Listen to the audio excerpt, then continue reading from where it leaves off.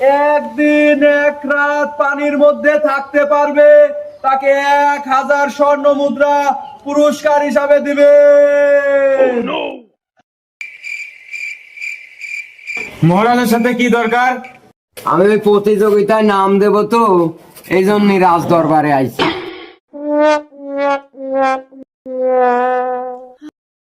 মহারাজ, আমি প্রতিযোগিতায় নাম লেখা দেবো। আরে আপনার তো শরীরই চলে না, আপনি প্রতিযোগিতায় নাম লেখাতে মরবেন নাকি?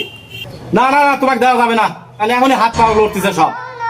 মহারাজ, আমার খুব দরকার মহারাজ, এই প্রতিযোগিতায় নামটা আমার দেন, আমার টেকার খুব দরকার মহারাজ। আমার মেয়ের বিয়ে মহারাজ, এই পুরস্কারের টেকাটা পাইলে আমি মেয়ে বিয়ে দিতে পারবো। কি করা হয় মন্ত্রী? ঠিক আছে দেন। আচ্ছা ঠিক আছে, তোমার প্রস্তাব মাইনে নেওয়া হয়েছে। এখন ঘটনা হচ্ছে যে নিয়মটা তুমি শোনো, কোনো কিছুর তাপ গ্রহণ করা যাবে না। তোমার সাথে সন্ধ্যার থেকে 2টা প্রহরী থাকবে। যাও। ঠিক আছে মহারাজ, ঠিক আছে।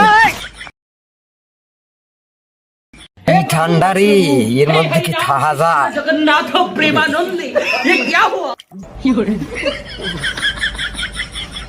আরে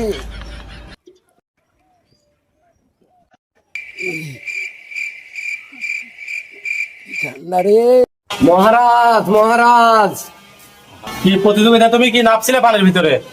হ্যাঁ মহারাজ, সারা রাত এই কনকনে শীতের ভিতর আমি পানির ভিতরেই ছিলাম। এটা কেমনে সম্ভব? তুমি কিভাবে ছিলে একটু বলো তো। মহারাজ, ওই চন্দ্রের দিকে তাকিয়ে সারা রাত ছিলাম আমি। মহারাজ মহারাজ, ও তো শর্ত ভঙ্গ করেছে।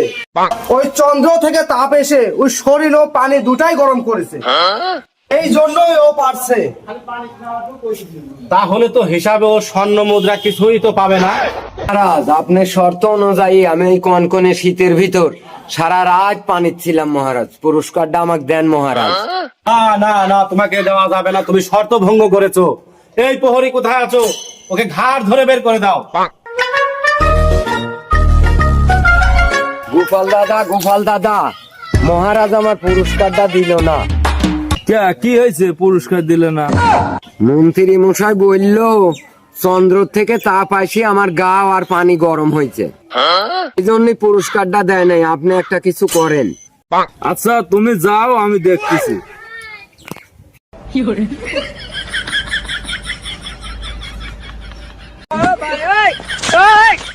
हे प्रभु এই গোপাল দাদা, আপনাকে মহারাজ এখনই রাজসভায় ডেকেছে। ঠিক আছে তুমি যাও, আমি ভাতটা রান্না করে খায়া তারপর আসতেছি। सबर करो, बोला धक्का बुक्की नहीं करने का, आराम से लेने का।